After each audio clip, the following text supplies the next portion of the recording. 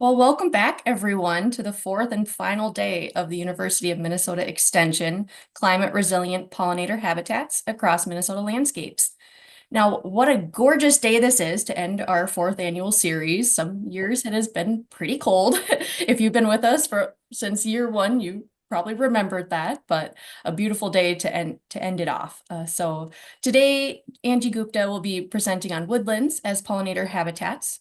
And before we get to the presentation, I would like to recognize our amazing team again. So here with us today is Emily Lindenfelser in Wright, Meeker, McLeod counties. We have Jillian Petrie in Clay County, Elaine Evans, who is an extension educator working with she's smiling. Native pollinators. Karen and Aaron were the past 2 days speakers who will also be helping us field any questions that you guys might have. So, and hello, I'm Tara, Hubbard County Extension Educator. So, just like the previous 3 days, just briefly going over how we can all interact with each other on Zoom. So please use the Q&A function at the bottom of your screen to ask any questions. I enabled that you can upvote it, any questions that you'd really like to see be answered. And then for any comments, you can use the chat feature. And I also enabled that. So I think I'm learning as time goes by. So, and all of these presentations will be recorded. And I'll be emailing those recordings out probably tomorrow morning. I have it almost done. It's a lengthy email, but I know that you all love all the resources, so it's a very valuable email. So I'll include all the links, the Q&A, the chat, everything. A lot of great resources in it, so we just want to make it really easy for you to just find them all again, all in one compact email. So also, as a reminder, at the end of today's webinar, when Zoom closes out, your browser will just automatically open into our final survey. So it's just a quick 5-question survey that will help us put together future programming about pollinators. It really, really does help to get your feedback. And also as a special thank you for filling that out, you'll get a chance to win one of two $25 Visa gift cards for taking the survey. So all the directions for that will be included in the resource email that I send you. So if you don't get it, something malfunctions, as we know, technology malfunctions. Everything will be in that email, including that survey. So on to today's speaker. I'm happy to introduce Angie Gupta. So Angie is a University of Minnesota Extension Professor of Forestry who specializes in terrestrial invasive species, climate-ready woods, and a founding member of the Minnesota Women's Woodland Network. She's done invasive species early detection education and outreach and has been part of the Minnesota Women's Woodland Network since 2008. Angela earned an MA in Organizational Management from Spring Arbor University and a BS in Forestry from the University of Kentucky.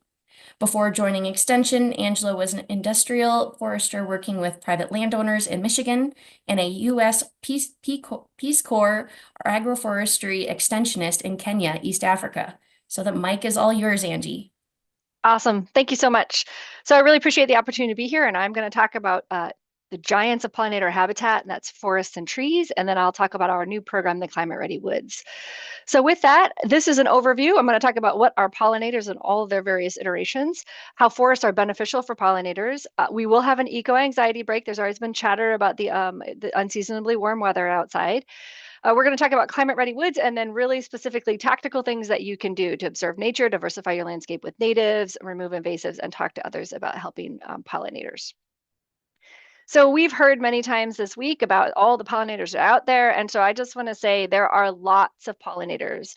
And pollination is both, useful for the insects and useful for the plants. I was reminded that we spend a lot of time talking about bees because they are the most efficient and effective pollinator. There are about 500 native bees in the state of Minnesota, but there are thousands of pollinators in total that are native to the state of Minnesota. So this ruby tiger moth is a pollinator of white snakeroot, which is a wonderful native understory plant. So I just bring that out, and we're not done. Ants pollinate, beetles pollinate, birds pollinate. They all pollinate within our forests. They all live and grow and spend significant portions of their life cycle within our trees and forests. So with that, I'm going to stop talking for a minute and pause. And I want everyone to think about all of the different ways that many, many different species of pollinators, through their very diverse life cycles, from eggs to larvae or immature instars to adults, and then to reproductive individuals, use our forests with their complicated canopies and multiple species and herbaceous and trees and all the things. And just think about that.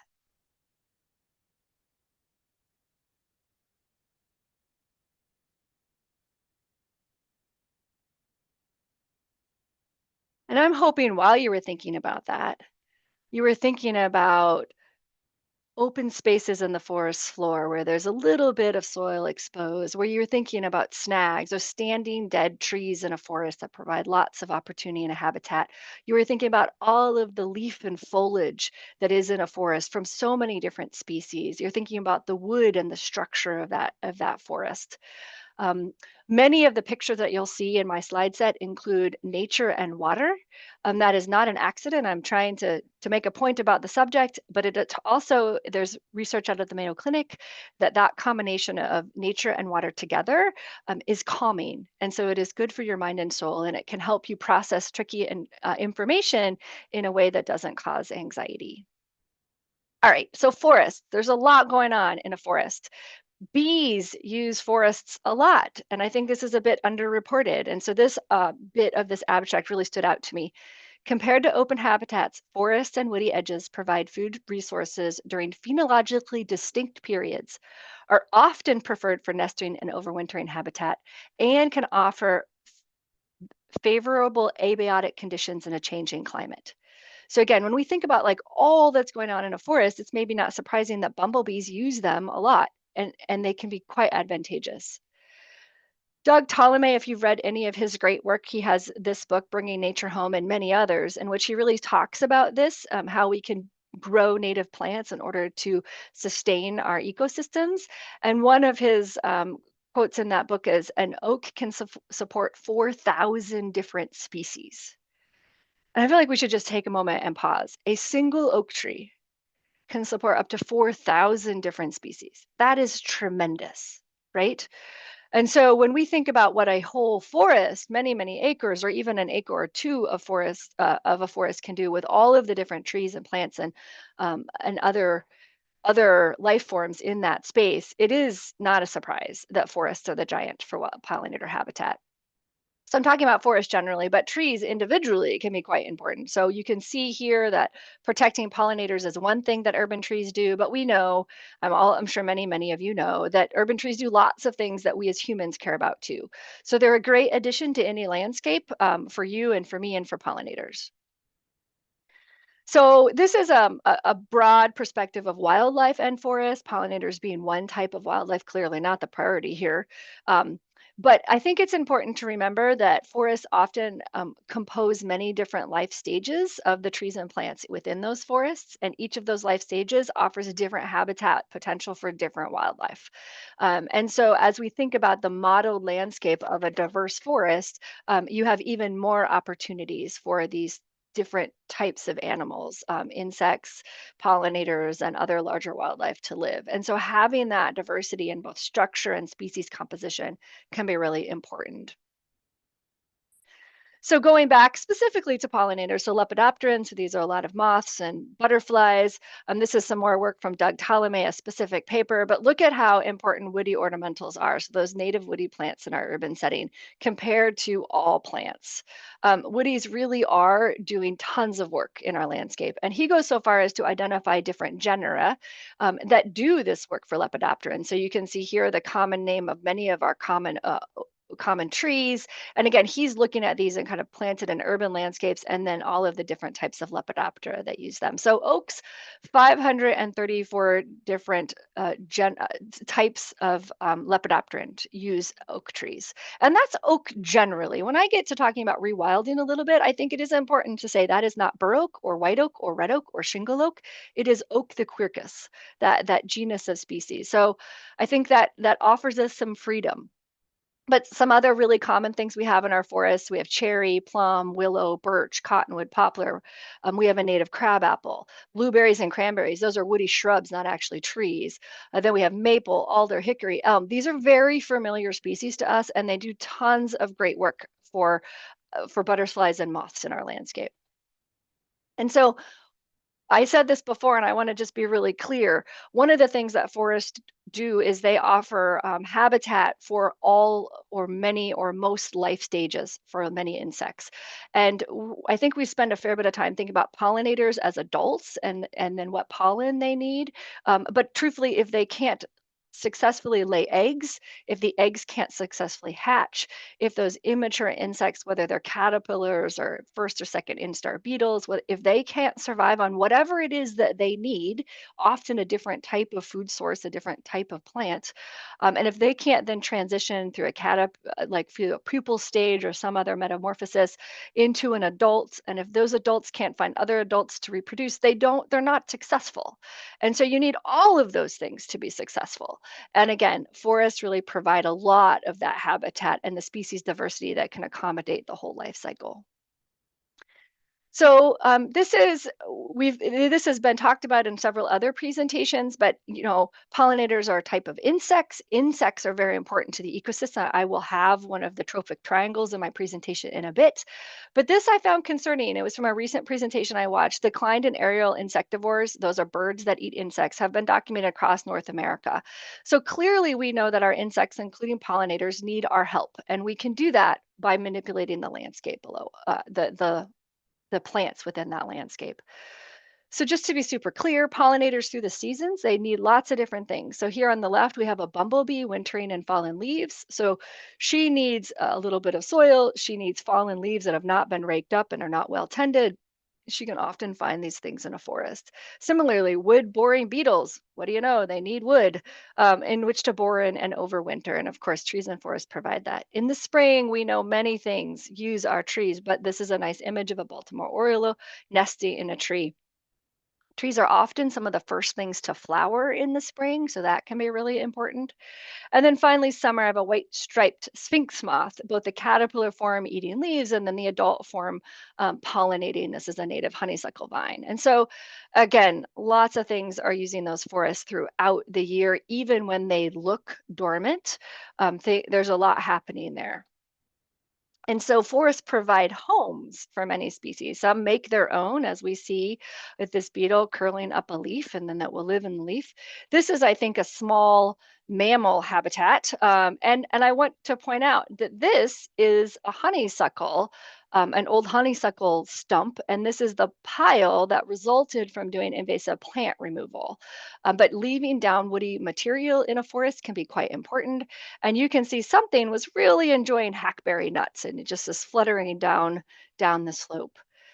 This is a snag. This is a standing dead tree in a forest. I just think of these as the condominiums of a forest. So you can see the super big hole, that's a pileated hole, but you can see lots of other little holes. And this is being used by lots of insects. As the holes get bigger, birds move in, mammals move in, owls move in, small mammals like tree squirrels, big mammals like fishers. I mean, so it's amazing what will happen through the course of the standing dead wood. And then I was reminded to make sure I talk about spring and spring ephemerals. So you can maybe hear the bird in the background on my bumblebee image. That is a bumblebee on Virginia bluebell. That Virginia bluebell I'll show another picture of later. But this is a forest just on a bike trail in South Rochester on the Zumbro River. And you can see all of the spring ephemerals. These are some of the first things to bloom in our landscape. And so they are very critically important as a pollen source early in the season, and they're very common in our forested ecosystems. And so you can see some other examples of those spring ephemerals that, again, are really common in a healthy forest. And I'll get to invasive species management a little bit later. So I'll talk more explicitly about climate anxiety here in a moment, but I'm listening to this book, Light Eaters, and she said some really fascinating things about this unseen world of plant intelligence offers new understanding for life on Earth. And so I did a little digging and found some peer review that I think she's referencing in the book. And so one of the articles I found was bumblebee damage plant leaves and accelerate flower production when pollen is scarce. So when I think about that disconnect in phenology that worries me, so plants might bloom earlier, but maybe insects aren't out yet, or flip-flop, insects are out, but plants aren't blooming. This gives me hope. So this bee is biting the plant, not eating it, biting the plant. And that is a form of communication between the bee and the plant to open up that flower and produce the pollen. And so I find it very comforting. And frankly, upon reflection, maybe I shouldn't be surprised that they can communicate because frankly, for the bee to be successful, it needs to get the pollen. And for the plant to be successful, it needs the bee to move the pollen for its reproduction. So it does make some sense that they would have some way to communicate amongst each other. But I just found this very comforting, so I wanted to share. So with that, I want you guys, if you feel comfortable and able to stand up and stretch and move your bodies a little bit. When I do that, you see my belly button, which seems inappropriate. So I'm not going to, but I strongly recommend it. Okay, now I want to bring you back and I'm going to narrate this and I want you to do it. I will probably close my eyes and I recommend you do as well. But we're going to do this exercise called box breathing. And this is because I think it is important that we create a culture of resiliency as we deal with eco anxiety and climate change. So I want you to breathe in slowly for a count of 4. 1, 2, 3, 4. Hold for a count of 4. 1, 2, 3, 4. Exhale for a count of 4. 1, 2, 3, 4. Hold for a count of 4. 1, 2, 3, 4. Now I want you to do it once on your own, quietly in your head.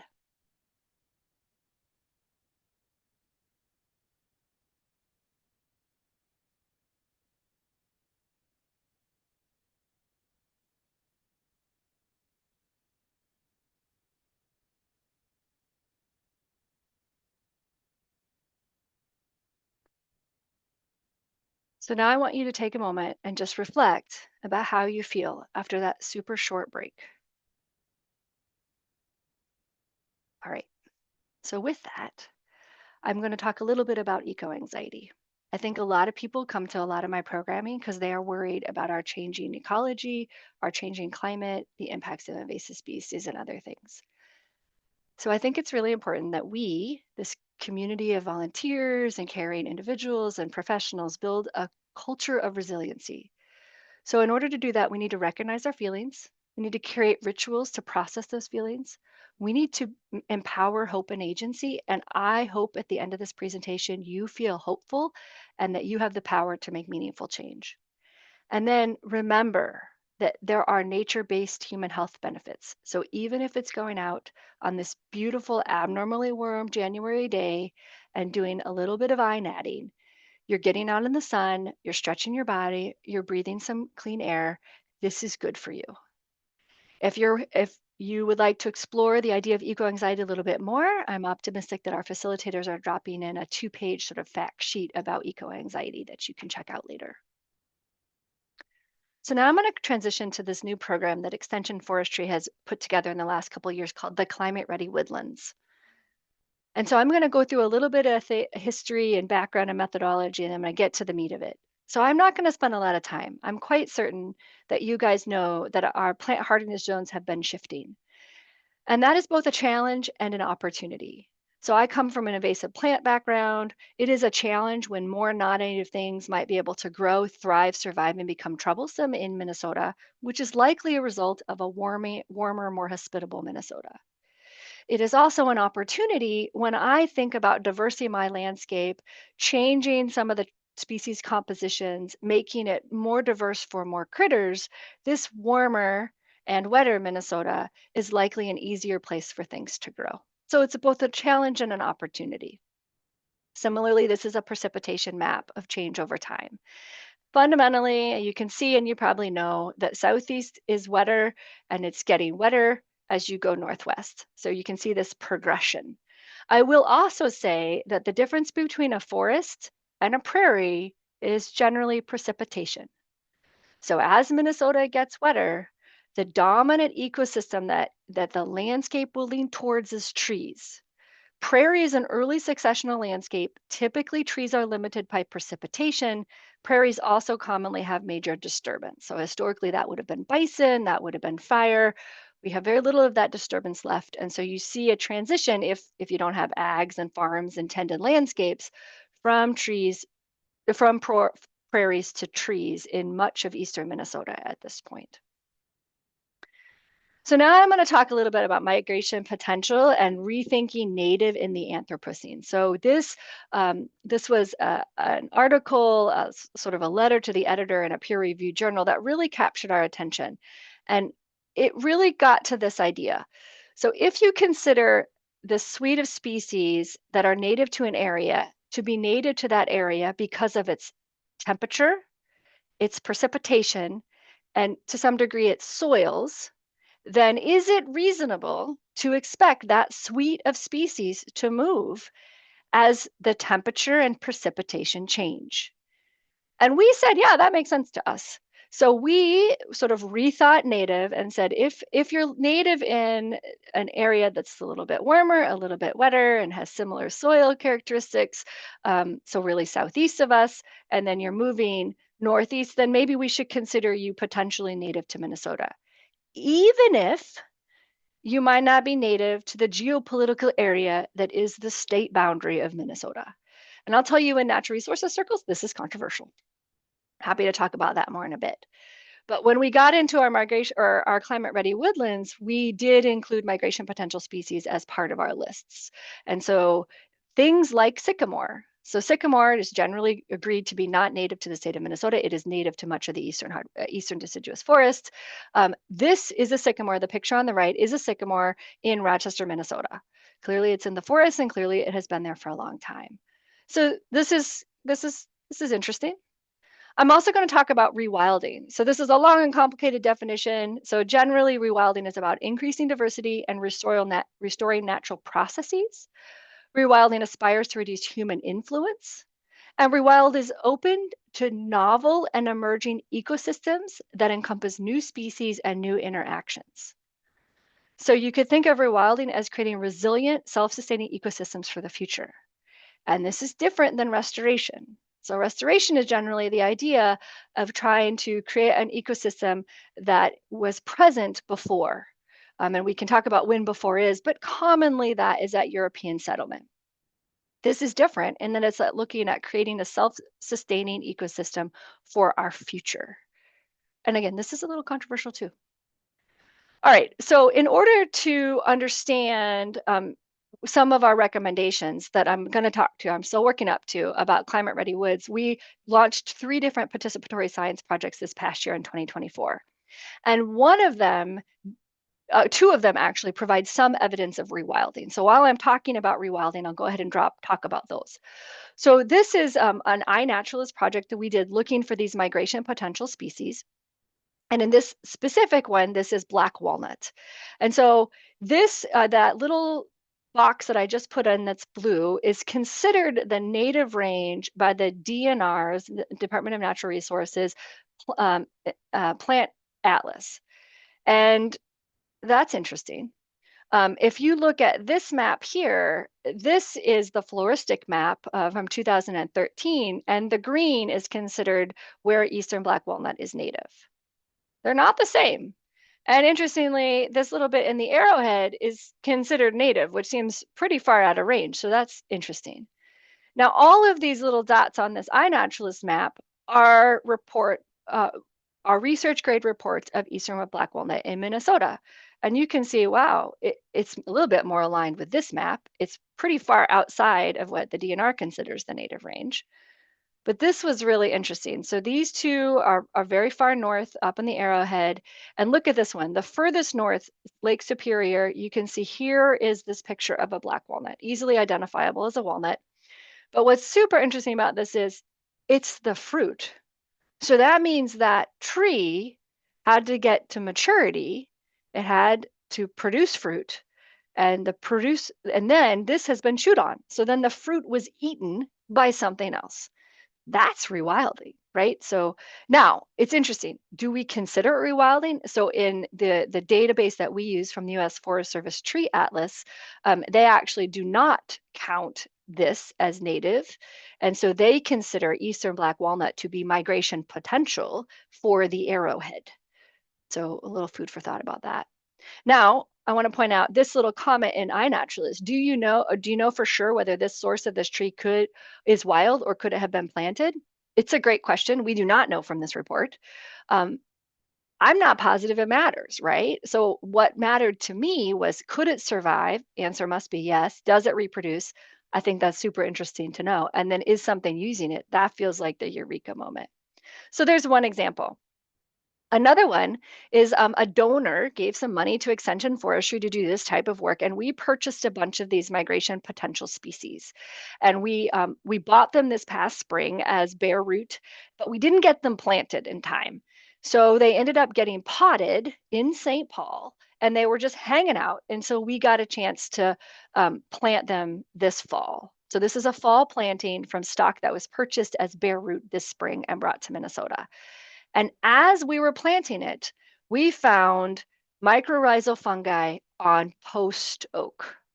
Super interesting. Post oak is not generally considered native to Minnesota. We believe the mycorrhizal fungi came from Minnesota. So this again feels like a good news and a good example of rewilding. So this fungus that presumably came from Minnesota was able to colonize successfully on the roots of post oak, a species not considered native. Okay, so I alluded to invasive species, and the Climate Ready Woods project, I was very insistent we needed to include plants, understory plants, not just trees, because of this. 85.5% of the 83 invasive trees, shrubs, and vines in the Midwest were associated with horticulture. So the good news is we bought them, we planted them, we tended them, we nurtured them. We can buy, plant, tend, and nurture other things. We can do that for natives. We can do that for near natives, those migration potential type species. We can do those for the things that we care about to help the many critters that also use the ecosystem with us. So strongly recommend that we plant and purchase natives and near natives so we can not introduce any more invasives. And then for our Climate Ready Woods list, we intentionally decided not to put in a layer about whether these plants and trees were available in trade, because we know that consumers like you can influence what is available at your nursery. So we created lists from like the ground up, what is in our forests or what is likely to be in and do well in our future forests, not what you can readily buy. And so that has some interesting repercussions. So I said I would have this tropic triangle, and here it is. And so we really leaned into this. So I'm a forester. I really think about trees and plants. That's my happy space. But we totally recognize that diversity creates redundancy in an ecosystem. So the more plants you have and the more trees you have, the more diversity you have, and the more you can then accommodate the diversity of pollinators, the diversity of insects that are out there. And then so you go up the trophic triangle. So for every single tree and plant on our Climate Ready Woods list, we also confirmed that that tree or plant, whether it is currently native to Minnesota or not, or those migration potential species, is good for some little critter in Minnesota today. So for pollinators, for insects, for small mammals, or for birds. Those were the little critters that we cross-referenced. Now we totally know that there's a whole world under our feet, soil biota, that we know very little about. So we understand that, we know that, we wish we knew more, but we don't know very much. So we sort of proceeded with the information we had, and we developed our list. But when I think about pollinators, I do think about the importance of that soft landing, having an herbaceous layer underneath a tree, leaving the leaves if you can. And because there is a lot going on down there, so multiple life stages, many eggs are laid and dropped, many larvae or first or second instar insects will. We know there's a lot going on, and we think that the more we can create diversity, the more we can enable all the things below ground.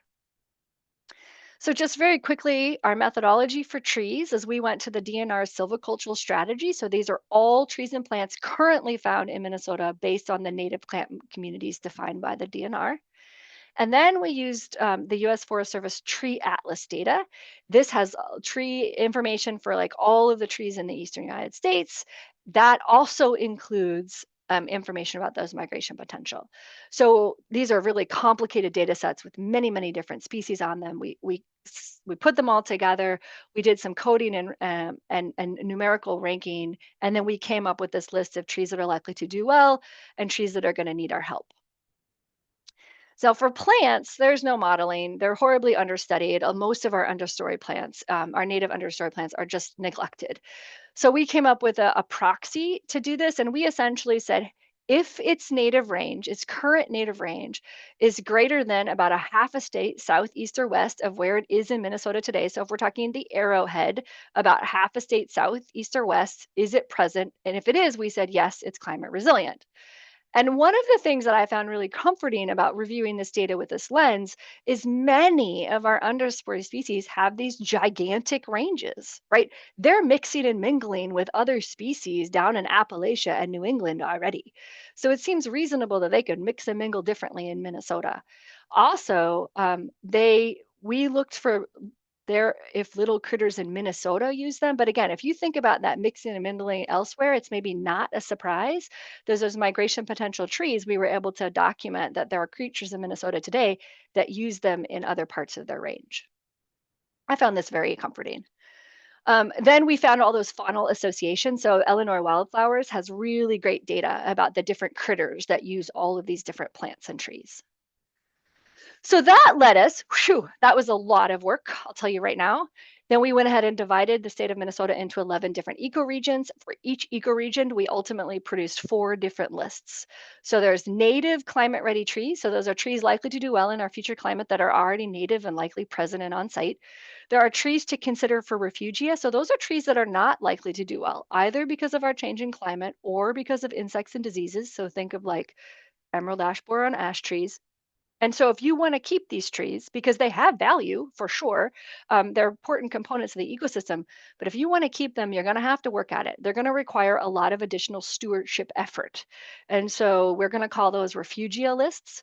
Then we have these native understory plants. And so those are derived from the DNR. They're all native and they're all, we did that climate resilient overlay. And then we have the migration potential list. So trees that are essentially experimental. Don't put those all over the place. Pick and choose a few and give them a whirl. But they are likely to do well in our future climate, but are not generally considered native in that eco region, although they may or may not be native to the state of Minnesota. And then everything on our list is friendly to a little critter in Minnesota today. All right. So back to pollinators, I have not forgotten why I'm here. 63% of all the climate ready trees and plants support pollinators. So that's 237 out of 376. And so the difference are the other 37%, they support other insects, small mammals, or birds, right? But 63%, we specifically have data about pollinators. So again, lots going on in those forests. So if I were a woodland owner, or I had a yard or garden and I wanted to make it more pollinator friendly and more resistant to our future climate, then this is what I would do. So I'm going to just walk you through it. I'm in Rochester. So here we're going to look at the Region 9, the Rochester Blufflands Plateau. And then here are the climate ready trees. So these are the trees native that may already be in my woods or my forest that are likely to do well in our future climate. So these are trees that I might lean into, or I might like prioritize those in my management. These are species that are unlikely to do well in our future climate. So if I want these species in my forest, I might specifically target retaining them on north slopes or wetter sites. For the ash, I'm going to have to really work at this. This is going to be tricky business. Same with butternut because they have insects and disease issues. So we're going to have to think about those. That doesn't mean I can't decide I want to nurture and keep them, and it certainly doesn't mean they don't have value, but it will take more energy. Um, and we really always want to think about that diversity, right? So how can we increase total overall diversity? And then these are the list of the native understory plants that are likely to do well in our future climate. So I said some of these are in trade, but certainly not all of them. So I bet you'd be hard pressed to buy prickly ash. I bet you'd be hard pressed to buy stinging nettle. I'm not sure how easy it would be to buy white snake root, but I love it. And I'll see another couple pictures of it. So some of this isn't about what you need to buy and plant, but some of it is about recognizing these things that may already be there have value. And so if you can find stinging nettle in an area that isn't troublesome, then maybe we can just reframe it as a valuable understory plant as opposed to, a woody weed. The same with prickly ash. Nobody loves prickly ash, but it has a niche. It has a space. It's being used by critters in our ecosystem, and so maybe if it's again not in a troublesome place, we can go ahead and keep it, and it's okay. So some of this is reframing in our mind, and really paying attention to what's there and deciding if we're good with that, right? And so this is when I'm going to talk about observation later. So get to know these plants because they're probably already present. Now, removing invasives is a big deal in my neck of the woods. So these plants aren't going to do well if I've got an understory of buckthorn. So my first job might be buckthorn removal, and then my second job might be paying attention to what comes back. Maybe I need to replant. Maybe I just need to aggressively move invasive species and see what grows. So this is a little bit up to the manager, but I would say both can be useful tools in a toolbox. So then I have these migration potential lists, and I was hoping that this would be on the main website for Climate Ready Woods today, but alas, not yet. So you have to go to a slightly different place. But here is Region 9 where I am, and these are interesting species that may not be familiar to you. There are the ones that might be Eastern redbud, common persimmon, pecan is on there. So again, these are ones that you want to use caution. We do not know how well will do in our climate. We're learning that right now through some participatory science work in iNaturalist. Um, these are generally considered not native to Region 9, many not native to Minnesota. We could have a robust conversation about Eastern hemlock if you'd like. So these are, things that you might consider, but you're going to use some caution and you're going to observe and you're going to, pay attention and hopefully participate in our INAT project so we can learn with you. So if I really care about pollinators and not so much about plants, I could come at this from a different perspective. So this was a resource that was shared with me. It's quite lovely. It's selecting plants for pollinators in the eastern broadleaf forest. So let's look at that. Whoa, the eastern broadleaf forest is huge. It goes way up from the Canadian border in northwest Minnesota, all the way through Tennessee, and then back over through Missouri. That is a big, huge range. Now I am right here in Rochester, so I'm in this little tiny section. So for the purposes of this example, I took only the first page. There are about 3 pages of trees and understory plants in this publication, Eastern Broadleaf Forest Plants for Pollinators. And conveniently for me, the first page included the trees and shrubs. So yay. So I decided to cross-reference this document with the Climate Ready Woods. And so Climate Ready Woods in Region 9, these trees and plants were on all the lists. They were on Region 9 Climate Ready Woods plus this. Now, if I'm willing to broaden a little bit outside of Region 9 from the Climate Ready Woods list, so things in Minnesota are likely to do well in Minnesota specifically, as opposed to Tennessee, for example, then this is the list that I got. And those seem like good, reasonable places to start. Now, that is not to say that there's anything wrong with the other species on this list, right? But some of them are not native to Minnesota. And apparently, if we believe the data set from the US Forest Service Tree Atlas, catalpa is maybe not likely to do well in Minnesota. So maybe that isn't the best choice. But that isn't is a bad tree in any way, shape, or form. So this would be another way to think about what I might would have put on my landscape. All right, so I'm not going to have us do a resiliency break, but in order to practice what I preach, I want us to think about other ways in which we can practice resiliency as a community. And then I'll start with my closing slides. So I think it's really important that we have short wellness breaks and stretch breaks throughout our day. I do this once in the morning and once in the afternoon. I walk down to the river and I literally stretch my body and I walk back. Takes about 5 minutes. I stop for lunch and I invite others to join me so we can network, we can socialize, and we can take that needed break. Create a culture of climate engagement and resilient practices. We as individuals and members of our community can powerfully influence what is normal. And we can do that by talking about it and engaging in those climate friendly and resilient activities. So I like to think about specific eco actions. Driving the speed limit is an excellent way to minimize your climate impact. And so it's also safest and it's also state law. But when I drive the speed limit, I'm clearly the minority. I make a point to tell the people I'm with why I'm driving the speed limit, and it's for climate reasons. Similarly, if you can eat mostly vegetarian or local, that is definitely going to reduce your carbon impact. We can normalize, again, I talk about, I'm a vegetarian for resource utilization reasons. That's a climate eco action. And then please do spread the word about climate ready woods because I think there's a lot of great potential there. So this picture, again, lots of my pictures have nature and water. That is not an accident. But this is also the picnic table outside of my office. These are my coworkers. We've stopped for lunch last summer. And here's the bald eagle perched across the way. They are out almost every day here. And that eagle that day swooped down and took a fish right out of the river. And boy, I will tell you, that is good for mind, body, and soul. All right, we're on our final stretch here. So specifically what you can do, and I'm going to talk about how you can observe nature, diversify your landscapes, remove invasives, and talk with others. So now we're going to talk about iNaturalist. If you are not familiar with iNaturalist, it is an amazingly powerful tool for both you and me to learn about the environment, but also for researchers like me and maybe even engaged in curious people like you to understand what is happening at a big macro scale. So there's lots of great data to both put in and get out of iNaturalist. So if you're not familiar with this, I would strongly recommend you download the iNaturalist app. It's free on any major smartphone platform. And at this moment, we're going to take about a minute and a half and we're going to watch this video. And if you cannot hear it, please let me know.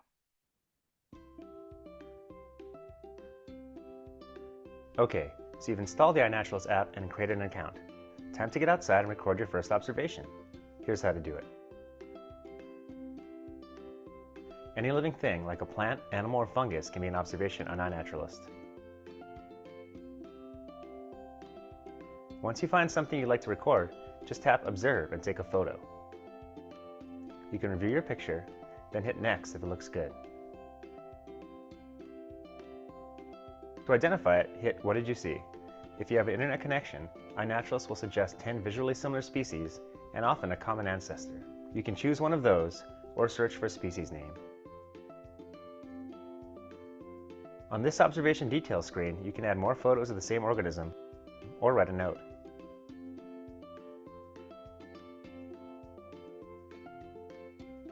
The date, time, and location have been automatically added. You can also change the geoprivacy of the observation, mark whether it's captive or cultivated, or add it to a project. Once you're finished, just hit Share and your observation will be uploaded for everyone to see and identify. That's it. Keep on exploring and sharing. It's always tricky to get out of those videos. Awesome. Well, hopefully you guys will take an INAT report this afternoon. That would be super great to do an observation. So now I'm going to pull this back a little bit, and this is really to talk about invasive species. So this is that same Doug Talame paper that I referenced earlier, so ranking Lepidopteran used for native and versus introduced plants. And Lepidopteran are 15 times more likely to use native species. So here you can see the introduced plants in the landscape. And they are just not as useful. So as much as we can lean into natives or near natives and lean away from non-natives and invasives, the better. And I spend a lot of time thinking about invasive species, and this is not an invasive species talk, but there can be some overwhelmingness about it. And it is true. You have to keep at it. You have to work at it. We can do prevention by picking and choosing what we plant, but we also need to do management because we've changed the scales in many of our natural areas. So this is when the world closed in 2020. I had 2 boys at home and no soccer and no school. So out to the woods we went. And you can see, you can barely see my son in this early picture. That's because of all the honeysuckle, buckthorn, and Japanese tree lilac in that stand. 1 year later, you can see the piles of all of those invasive plants on the ground. They didn't go anywhere, nor did they get burnt. But you can see the bluebells have emerged. And that picture, the video that I had earlier of the bumblebee was in this forest. We did not plant any of these understory species. Then in 2024, you can see how much of that downwoody material has broken down. There's still plenty there, but it's in a different format.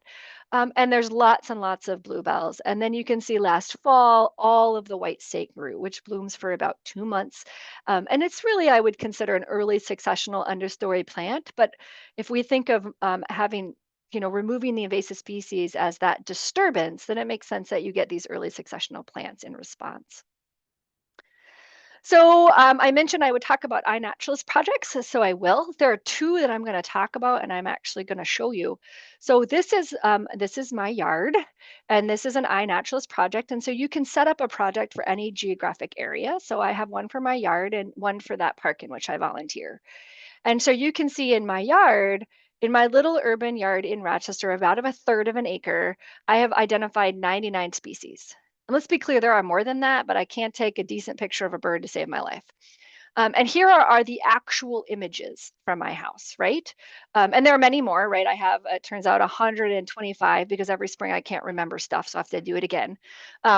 But I find this a great way to keep like a running record of the species that I have found. And I have, we were both surprised when I found the big brown bat in my work bucket and I liberated it. But sure enough, it was there. I found a fish that was dropped by an eagle because I don't have any water.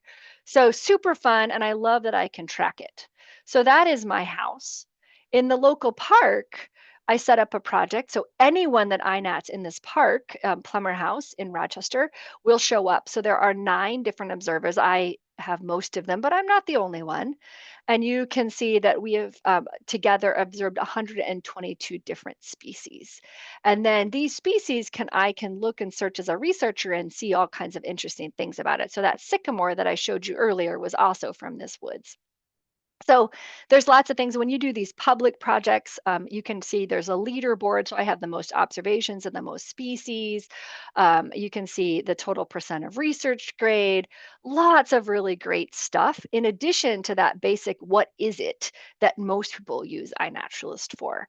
So if you haven't done a project and you think that might be of interest, I think giving it a go is something to consider. You do have to be an iNaturalist user because I don't want people to make projects and not use them, but it can be pretty powerful.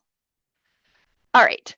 So if you're a woodland owner, I have this one slide dedicated just for you. First, I want to say, please join us at My Minnesota Woods, and hopefully someone will drop in the link to where you can find and join our email. But if you own acreage, if you can feather the edges of your landscape, so that transition zone from field or road to forest, that creates more diversity in that feathered edge. The more you can manage for species diversity, the better. If you can create or leave small wood piles, there's a lot of benefit to that for lots of different things. Harvesting timber can be really critically important for early successional species like aspen, birch, red pine. And so you have to have sun and it has to get to the ground or those species will not grow. But if you can do that in smaller gaps, so you get greater diversity across the whole landscape, again, you can have greater species diversity, greater age class diversity, greater, composition across the landscape. And then if you're going to do any logging, reseed that logging with perennial wildflowers and allow for those loose soil on the edges for nesting habitat. So those are just a few things that a woodland owner or someone with acreage could do.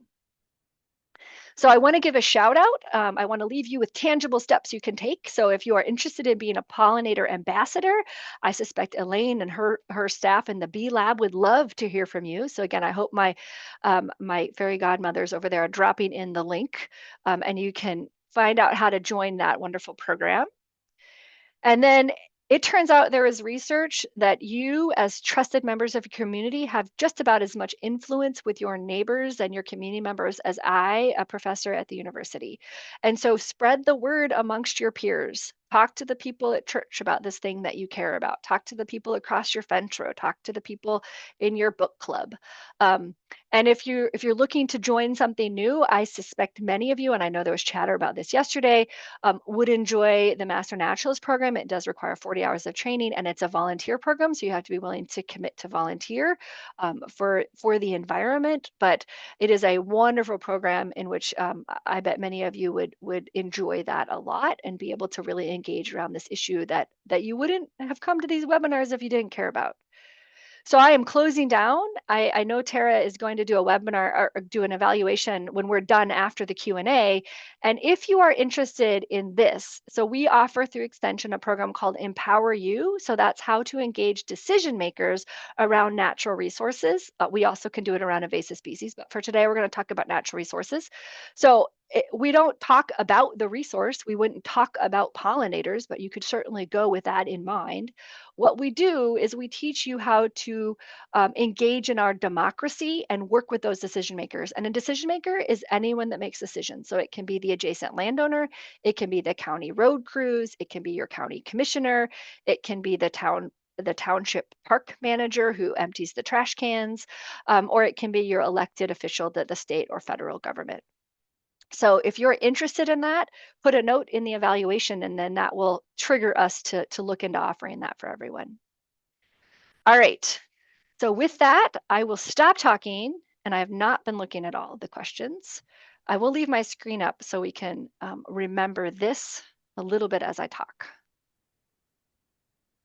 Fantastic. Thank you, Angie. Isn't Angie awesome, everyone? I mean, I can see by the emojis and by the great comments, and maybe you can't see that, Angie, but it's everyone loves you. So I can see the emojis. They're quite lovely on the Good. side screen. Good.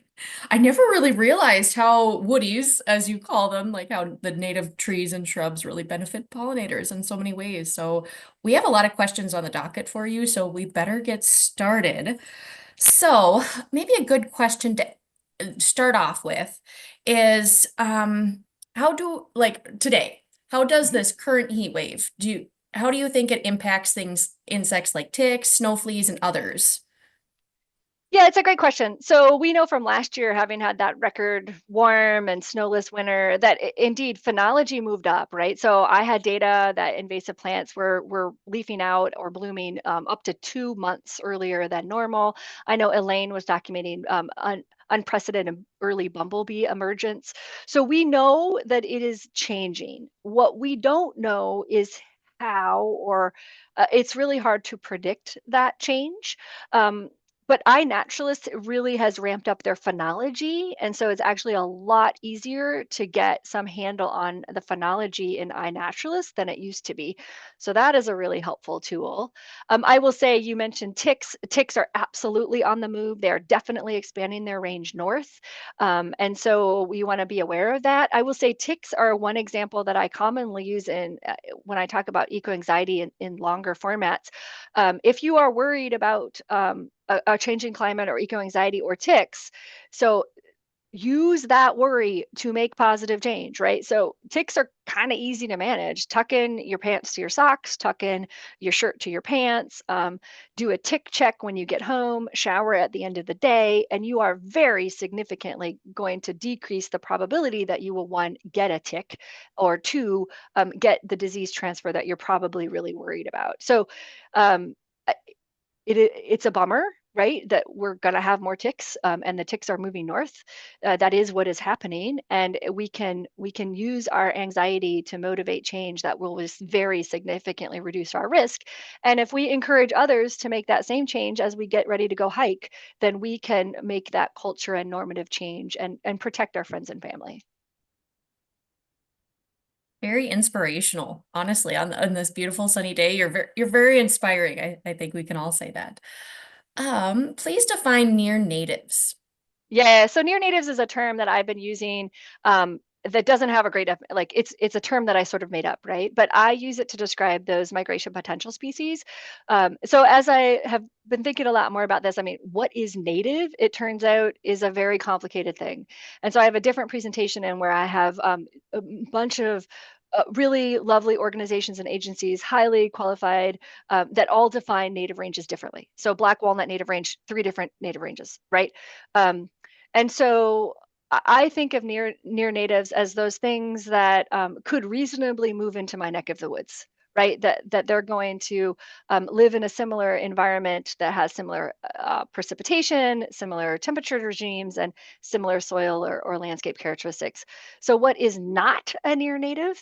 Things that have to cross major eco transitions. So the Great Plains was the historic stop point for things, species from the west coming to the east and species from the east coming to the west. Trees couldn't get across the Great Plains. So that, so I think near natives are not things from California. Similarly, things from Eurasia. So the Atlantic Ocean, the Pacific Ocean, I mean, those are stopgaps for biology, right? So anything from Eurasia, not a near native. So it's a loosey-goosey term, but maybe that was a little bit helpful. Yes, yes, definitely. Thank you. So does rewilding include trying to replace the existing plants with plants that may have been there before the European influences? If so, how can we know what those plants were? Is it more looking at a historic presence? And would they thrive considering the changes in climate that exist now? Yeah, it is not looking in history. It is looking into the future. And we can't really do that, right? We can hazard some guesses and we can inform our tinkering. But no, rewilding is not about recreate. It is not restoration. So restoration would be like, I want to recreate an oak savanna in Rochester. I think there was an oak savanna there before because the indigenous communities burnt and they used an oak savanna as a part of their bison management. And that's what I want to recreate. So rewilding would say, well, Rochester is really big woods, right? And so if we don't have the manipulation of bison or burning, we definitely have enough precipitation to have a forest. We're likely to have more precipitation and we're likely to be warmer. Then no, I think I should have a forest in this location. And then what should that forest be? And rewilding gives you the opportunity to think outside of the box, right? So look at those, a few of those migration potential species.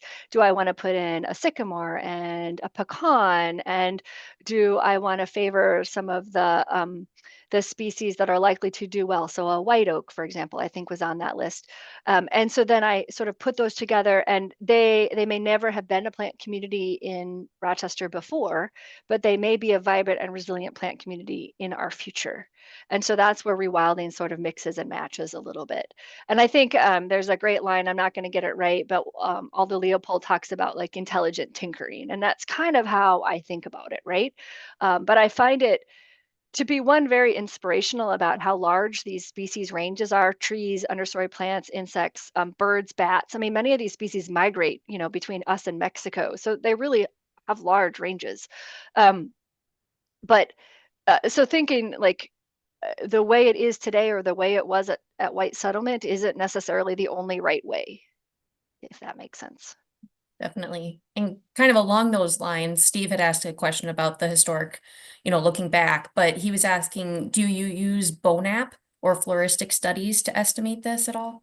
Yeah, no. So not exactly. So we used, when we came up with the list of migration potential species, those come directly from U.S. Forest Service tree atlas data, and they have these pages, which I can drop in the link if you're interested. It's also on our website, that just have the species that are likely to do well in our future forests. And so they have modeled this out at the U.S. Forest Service, and they have recommended, their ecoregions are a smidge different than ours, but they're pretty close, that these species will do well in our future. So we didn't actually run those models, right? We used the data that was provided and we put them out there for people to understand. So hopefully that answered the question. Yes, definitely. Basically getting it like a microphone, loud and clear, so everyone can share. Exactly. Yeah. So are any state nurseries or other entities gearing up to offer these migration potential species in their tree sales? Do you know? Yeah, it's a great question. So we had hoped so, right? So I said that we didn't limit ourselves to what is in trade because we hoped consumers would drive demand. There's good reason to think that consumers are driving demand. So we know that people have been asking like SWCDs to expand their offerings, and we have anecdotally heard that they are trying to expand their offerings. So like looking at what Iowa is selling, can they get plant material from Iowa, that kind of thing. And so I think the answer is yes. We don't have hard data really to support it yet. What I will tell you though is many of these plants are very hard to get. So across the board in forestry, we have a massive supply chain issue for any number of reasons. In the last couple of decades, many nurseries have been taken offline. And most of our trees are still collected from wild seed.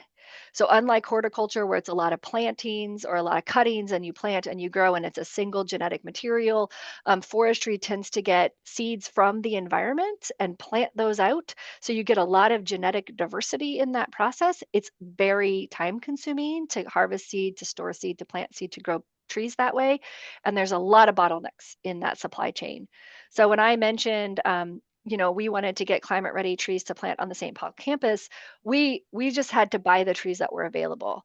And we ended up having to buy some species from Georgia, right? And you're like, wow, are they ever going to survive in Minnesota? And so we don't know the answer to that question. Like we'll have way more data come spring. But what we ended up doing was there were a couple of species that we were able to get some plants in Michigan, but they weren't quite the right ones, like in size and characteristic. And then there were some that we were able to get in Georgia. So the little species, the little trees, when you get little bare root, they're not very expensive. So we just ended up getting like 10 of each. And then we're going to study, like, do the ones in Georgia survive better or worse than the ones in Michigan? And a lot of people would say those are both too far away, right? But we're like, well, that's what we could get. So that's where we're going to use. Very practical because that's what landowners would need to face too. Right. So makes sense. Are there any tribal partnerships that you're aware of that are related to rewilding and climate ready land stewardship? Yeah, it's a great question. So we developed our first lists through models. So we did not use an iterative process of professional feedback or field data, right? So we didn't go out and plant all these trees and did it. It was all based on models. Um, but we are now working to develop implementation practices. So how can you put those trees and plants onto the ground in ways that are, responsible tinkering, right? And to do that, we want to do what's called a Delphi. So a process by which you have a bunch of landowners and professionals and wildlife people and, practitioners and all the people weigh in on that. And we are working very hard to include tribal representation in that. And I am delighted to say we're starting with agroforestry recommendations. We just felt like that was maybe a little easier to start with. And we do have at least one tribal member who's committed to work through that process with us. So we're excited about that. It is totally on our radar. We are aware that there are bans in Minnesota. So as you probably all know, there are many different tribes in Minnesota, and each different tribe kind of thinks about these issues a little differently, both invasive species and rewilding and climate change. And so there isn't broad consensus about a lot of these things. And so we recognize that and we know that, but like it wasn't really a consultative process in the beginning. It was a model-based process. And now we're doing the consultation, and we're trying to do that. The other thing that might be of interest as we think about the migration potential species, it seems very important that we connect with tribes who might culturally know those species. So what are the tribes further south and east of us that might have tribal and indigenous knowledge about sycamores and pecans and post oaks and shingle oaks, and those aren't our tribes, right? Those are going to be other tribes. And so we've been trying to make those relationships, but to be really frank, it's been really hard, and we're not sure how much of that indigenous knowledge persists. So we're thinking about it and we're trying. And we have been making connections with our colleagues in the Central Hardwoods so we can learn from their experiences and apply them to ours. Very nice. It seems like it's a work in progress, but Definitely. are there, so there's this question's been upvoted a couple of times. So it sounds like the monocultures that come back after doing a clear cut in a forest setting. Are there any strategies that a private landowner can take to combat these very overwhelming lack of diversity spaces that you? Yeah, yeah. And I want to just first say clear cutting is a really useful tool, right? So we clear cut a lot in forestry and we do it for really good reasons. So if you want early successional species like birch, aspen, pine, jack pine, red pine, you have to do a clear cut. They need that sunlight to hit the ground in large volumes in large areas in order to get those trees. And those trees have value, right? They have value for the ecosystem, they have value for critters, they have value for the economy. But the size of a cut, so is typically it has some economic potential. Like, could you actually get a logger in there and take the material out enough to pay the landowner and the logger? And I'll be really clear, most 5 acres you can't do it. It like doesn't make sense, right? So that is one element of it. That silviculture, you want to get the trees back. That's a different element of it. And then I will tell you, regeneration is a really important third element. So if I don't cut enough and the deer come in and eat all of my sprouts or seedlings, I still don't have a forest. So I have to cut enough or regenerate enough that the deer can eat and there can still be trees to grow. So I just want to sort of say that the size of a cut has many, many reasons for that. Now the question was, how do you manage that? So the larger the acreage you have, the more choices you have. So if you own 400 acres, which most people do not, you can do patch cuts of, let's say, aspen, and you can do each patch cut, let's say, 5 acres. You can do 5 of those, so 25 acres in total, and you probably are not, you're going to have enough regen for the deer. You're going to do it in those patches so you can kind of break up that monoculture. And you can intersperse other things in some of those, like, so you do the clear cut of aspen, but maybe you're going to put in a few 1 or 2 migration potential species in each of those 5 acres and see what happens for a little bit of diversity. If you really want to shake it up, you don't cut an area and you let it come back to maple or something, right? I mean, it'll come back to a shade color and understory.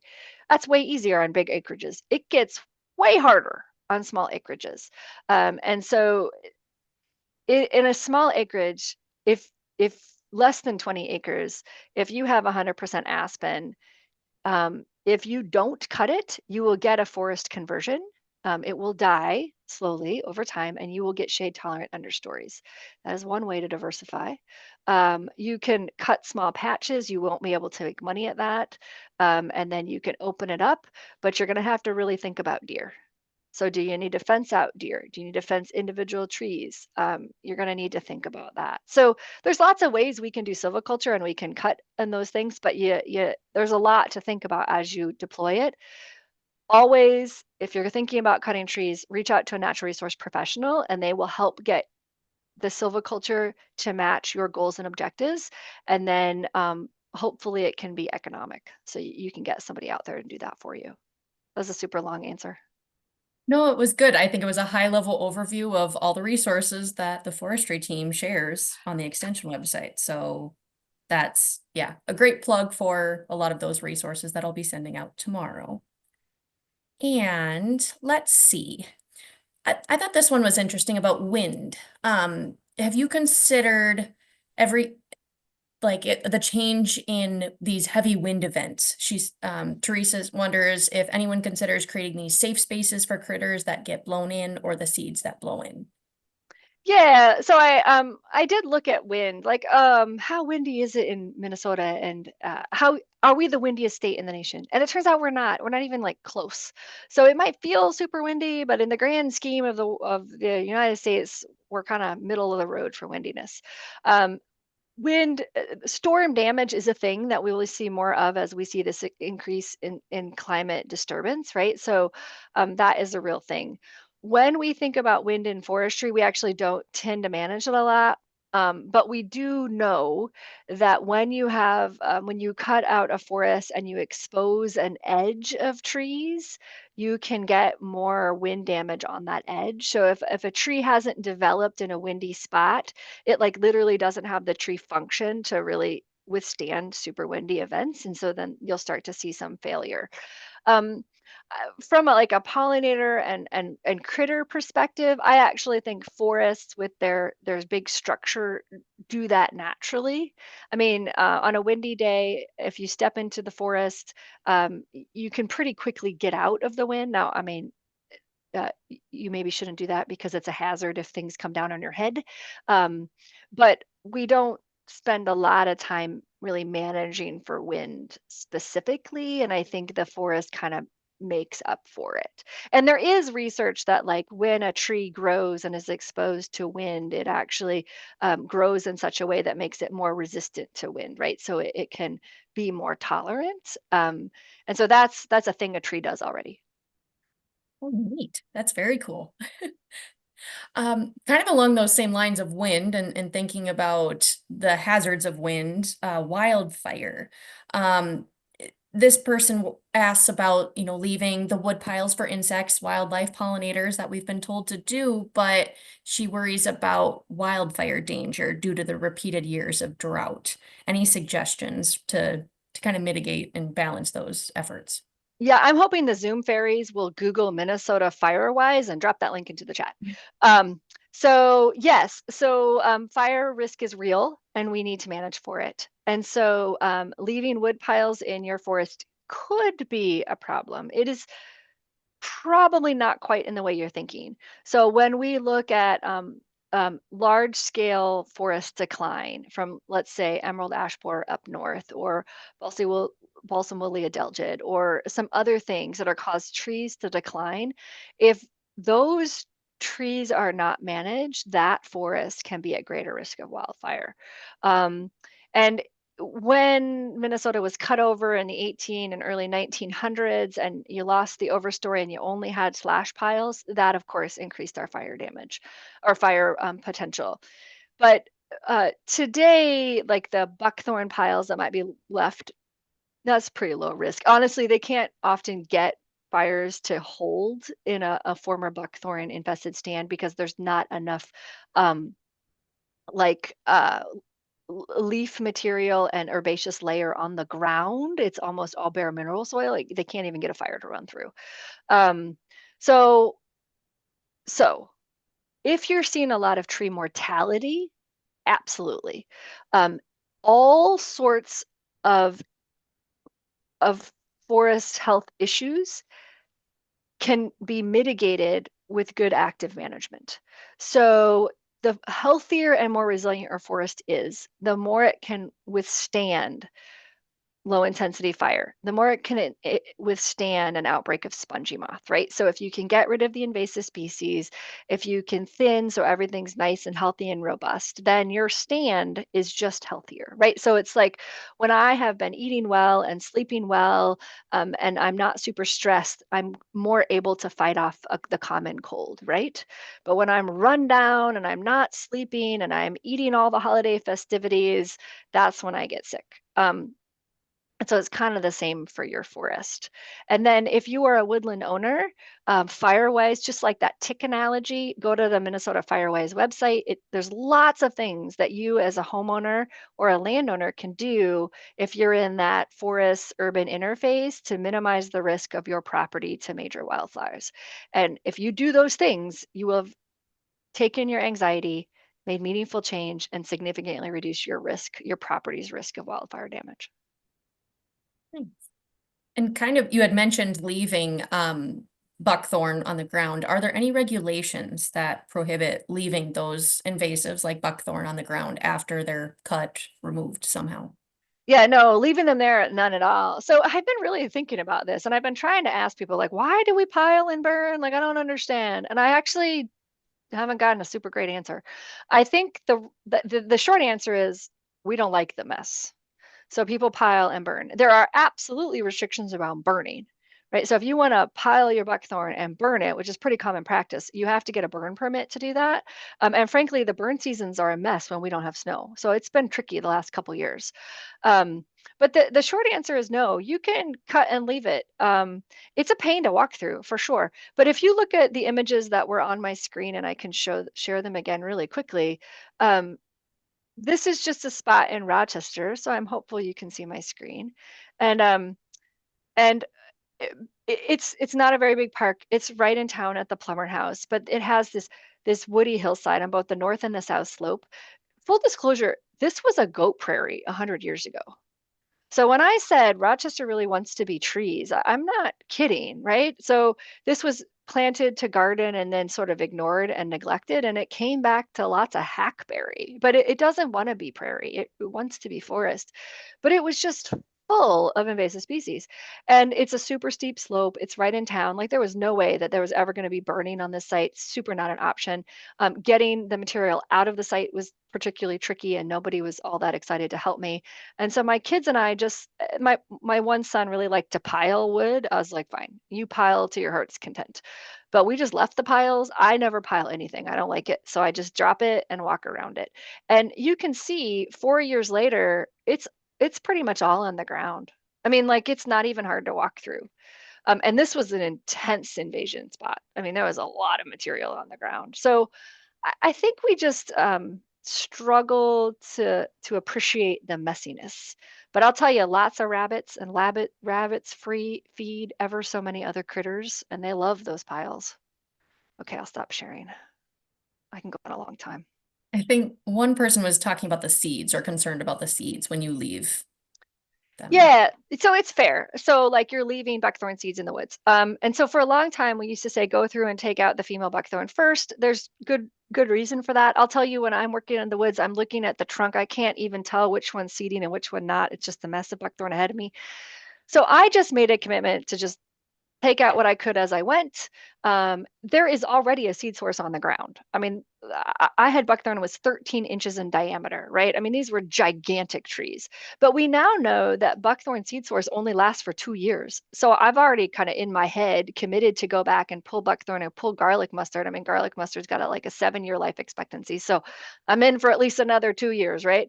And as I'm going out there, I'm just taking all the things. So I'm taking the buckthorn seedlings, I'm cutting any regeneration off of those stumps, I'm taking the garlic mustard, the dame's rocket, um, the um, the mother's wort. I mean, whatever, right? If it's not native, I'm like, you're out. And I just commit to that. And so I love it. I like totally enjoy it. And I get to INAT when I find new things. And so that's part of why there's so many species there, because I'm out there looking at the fungi as I yank out garlic mustard.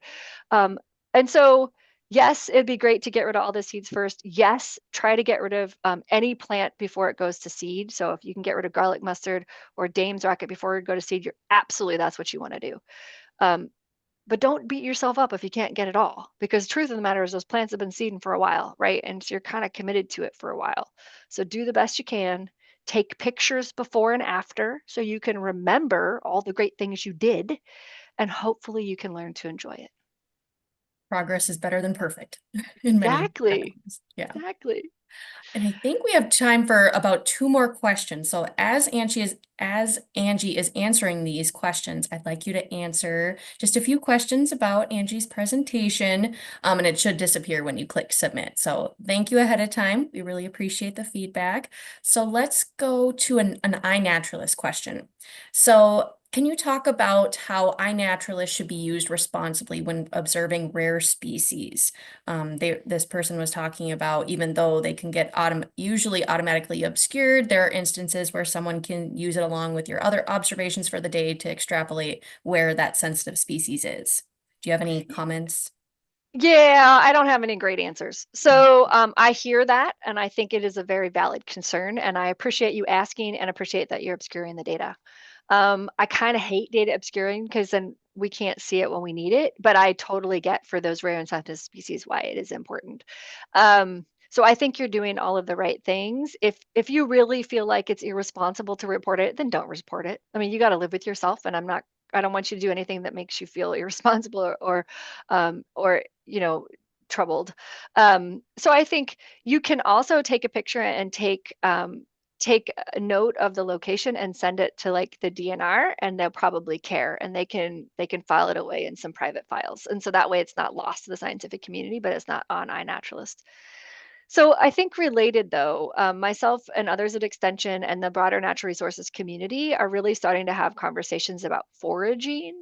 And it's a similar kind of quandary, right? So, if you report a ramp on iNaturalist and then people go out there and forage the ramp, and then, how do you manage that? And and again, we don't have great answers, but I'm really excited that we're having robust conversations so that hopefully in 2 years we'll have good answers to that really great question. And I think the last question, which is a really fitting question, given that we're talking about climate resiliency through this whole series, is can you comment on carbon's capturing of trees? Somewhere I heard that trees don't do much carbon capturing until they're about 20 years old. Is this true? No, I don't think it is. It might depend a little bit on species, but no, there's some data that early forests actually capture more carbon than old forests, and then that some old forests can capture, they retain their carbon. So there may be some variability across species and maybe even across like landscape types. So it's probably different in the Amazon than it is in Minnesota, where we have a big long winter. Bottom line, trees capture carbon. They do it all the time, every day. They do it without you and I needing to do anything. And we can make the decision to use wood to continue to store that carbon after the tree has died. And in North America, we generally plant more tree or grow more trees than we harvest every single year.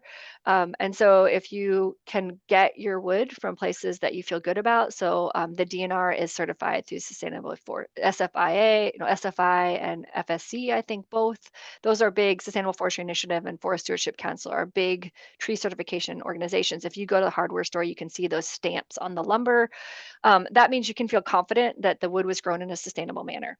So you can feel confident that not only are you using that piece of wood or that piece of furniture and you're going to keep it in your house and you are going to store it personally for as long as you keep that thing, but that piece of wood was replaced by a tree that is also capturing carbon.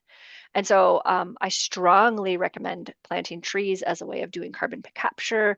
I didn't include this, but I've done other presentations about carbon credits, looking how I think about when I purchase carbon credits to offset my plane tickets. As a family, we do that, and the different types of projects that I think about. And I don't always support tree projects because I think it's important to diversify, but boy, those are some of my favorite because trees do it every day, all the time. And if we can support people both in the United States and elsewhere to plant trees and grow forests, we can capture carbon and use forest resources at the same time. I think someone in the chat a little while ago had said that your enthusiasm was contagious, and I totally agree. Thank you so much, Angie. And I think that's going to be our last question of the day. We do have others in the chat, but I'll be sending out resources to help you figure out those or to contact your local extension office. So we'd like to thank you for participating in this webinar series with us.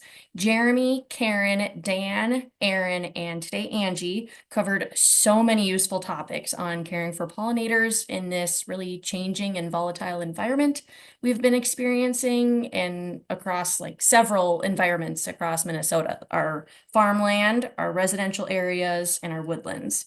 So I hope you can use this information to continue promoting practices that support pollinators in your communities across all the beautiful landscapes that we have in Minnesota.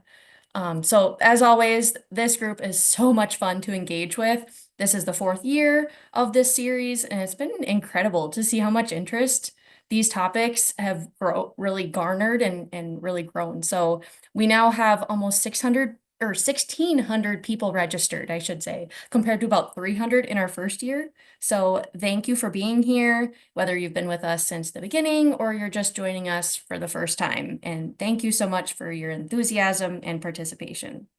So we're also in the process of planning some really fun in-person programs this summer that you might also be interested in.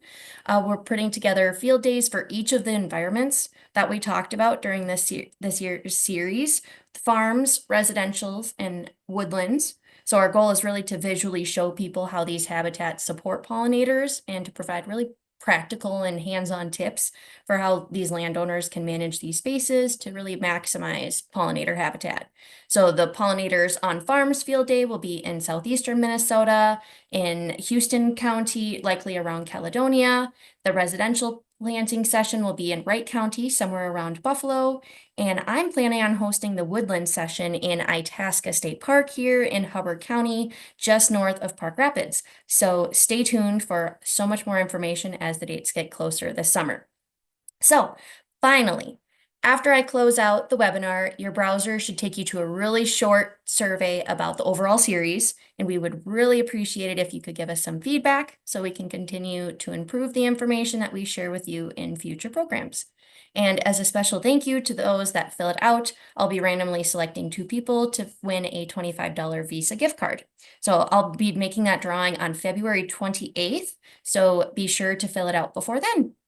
And all this information, I know it was a lot, but all of it will be in the resource email that I'll be sending tomorrow morning. And please let me know if you have any other questions.